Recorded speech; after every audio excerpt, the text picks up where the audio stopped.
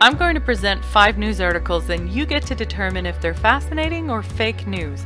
And the reason I'm doing this web series is because there's such wild news from around the world. I thought, why not have a conversation about everything from conspiracy theories, alien technology, paranormal activity, and in this episode, ancient relics that might lead to a human apocalypse. These are just some of the things that are in this episode, and each step of the way I'll ask you if it's fascinating or fake, and I do read your comments, so I can't wait to see what you think about each of these articles. But if you want to vote on whether or not you think we're heading into a human apocalypse, you're going to have to watch the whole video. My name's Beth, this is Shed Show Talk, and I welcome you to subscribe, comment, and share our videos with your friends. Let's grow our conversation. Let's see what's in the news.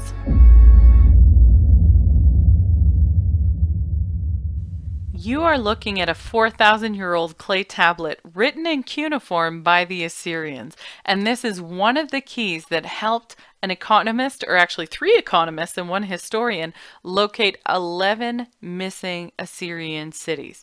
Now this is significant for many reasons. Obviously, as academics, it's a profound discovery, but it's also profound because they used a new form of algorithm to essentially decrypt ancient text. So imagine using, picture the cuneiform tablet like an old disk put into a modern computer and then read in a new way. And through that new computer, you're able to find new algorithms which helps decode ancient trade maps which lead you to these missing cities. That's essentially, in layman's terms, what happened with this discovery. So they were able to review 12,000 clay tablets and find hundreds of trade routes, and then use that to sort of map out trade routes and then cross-reference that with history, and voila, you've got 11 missing cities located. That is a huge find and a huge jump in the process for ancient history and discovery.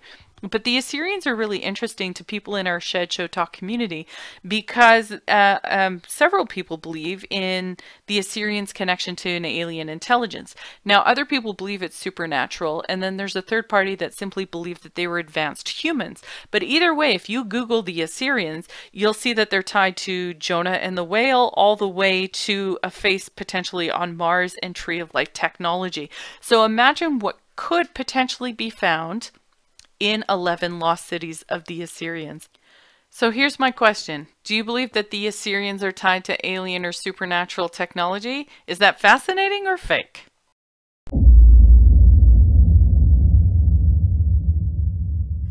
This next news article comes out of the National Geographic, and it tells the story of archaeologists who hired an independent diving team to investigate a lake where local legend had it that an ancient civilization had once occupied the area. Now, other archaeologists had indicated that they had not found anything and did not believe there was anything in this lake inside Turkey. However, the divers did find a 3,000-year-old fortress. Some call it a castle. Now this raises a host of questions about who built it, why is it underwater, and what could its significance be. The current belief is that the only reason it's underwater is the rising water over time. That perhaps over 3,000 years what was once above water is now below water. That's the current leading theory, but who knows what they'll find over time. They're still investigating this, but you can see on the video posted by the National Geographic, you can see the edges of this fortress. This is a really detailed construction. Now, the civilization who is thought to have built this are called the Urartu people. And they are connected in lingual terms to Mount Ararat. So there's a phonetic link between the two. Now, Mount Ararat in Turkey is significant because that's the alleged resting place of Noah's Ark. And there are a lot of Ark hunters who go to Mount Ararat, some of whom have lost their lives in search of Noah's Ark. And isn't it interesting that the people who have the same name as Mount Ararat, where Noah's Ark is believed to be, are connected to a submerged fortress under the water? What do you guys think? Is this a fascinating connection, or is this a fake connection? What do you think is going on, and how does it all tie together? I'm honestly really intrigued by this. Can't wait to read your comments.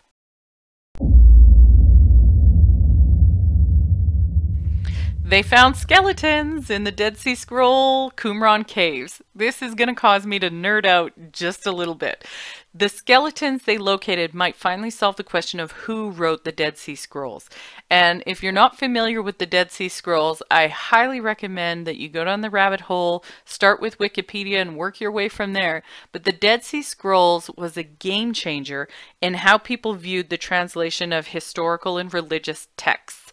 And it included the books of Enoch and the book of Esther. Now, that might surprise you because the book of Enoch is a mystical book only carried in the ancient Bible. It's been removed from most of the modern Bibles, whereas the book of Esther is the only book of the Bible that does not have the name God in it. So these are really interesting books, and there's been a hot debate about which books are included in which religious text, etc. And then these caves are discovered called the Qumran Caves, and they can find ancient copies of these texts that may bridge the gap between the older copies and the new ones which were translated from multiple languages. I'll let you go down the rabbit hole because I think the online sources will clarify it a lot better than I could in this video. But what's interesting is the skeletons that were found were originally thought maybe to belong to a tribe. So they thought that the bones belonged to both males and females. However, recent testing has revealed that the bones were in fact all male, indicating that they likely belonged to a monastic group of scribes, perhaps the Byzantines. Earlier, it was thought that perhaps the writers of the Dead Sea Scrolls were a religious group, or the Essenes, or a Judaic group, not the Byzantines themselves per se. But as you see, the picture I'm currently showing you is a Byzantine stone cave monastic area in Turkey. Turkey has popped up yet again when it comes to ancient artifacts and history. But the Byzantines were known to create these cave-like structures for their monasteries. So it is possible that they were the same cave builders who built the Qumran caves. It is a possibility. We'll see what the skeletons reveal further, but the fact is that the Dead Sea Scroll mystery continues. My question for you is, do you believe that the Dead Sea Scrolls are fascinating or fake?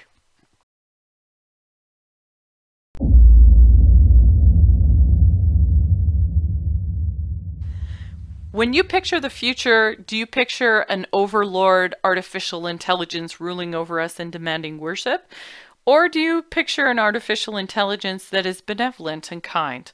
Or do you picture it simply as an extension of a computer, all binary ones and zeros?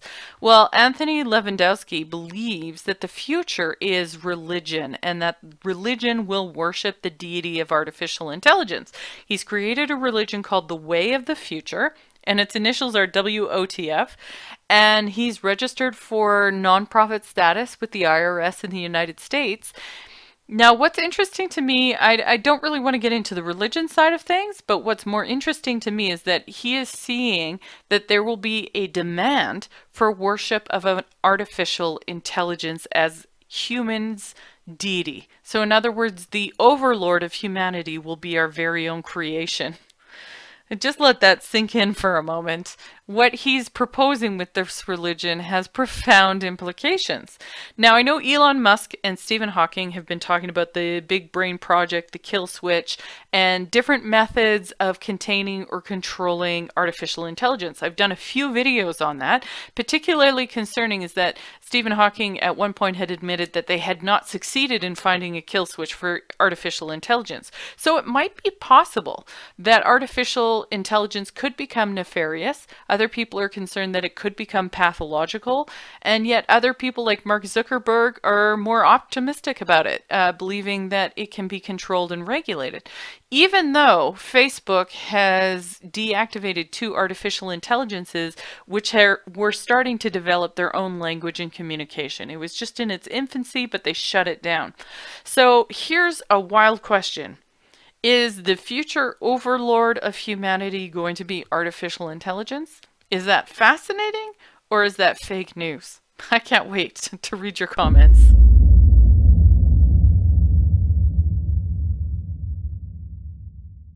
Achievement unlocked. According to the Mirror, a scientist by the name of Josiah Zahner has cracked his genetic code. He has removed a protein which inhibits muscular development, and therefore has the potential to become super strong, which would give him the potential to become a superhuman. This is a massive jump forward in terms of our identity of what it means to be human. So in ancient times, whether we're dealing with the Qumran caves or ancient castles or the Assyrians, our human DNA defined our humanity. Now, whatever the origins of human intelligence are, and I know our viewers have a lot of different theories about that, our genetics tied our history together. If we can unlock and modify our genetic code, do we change what it means to identify as human?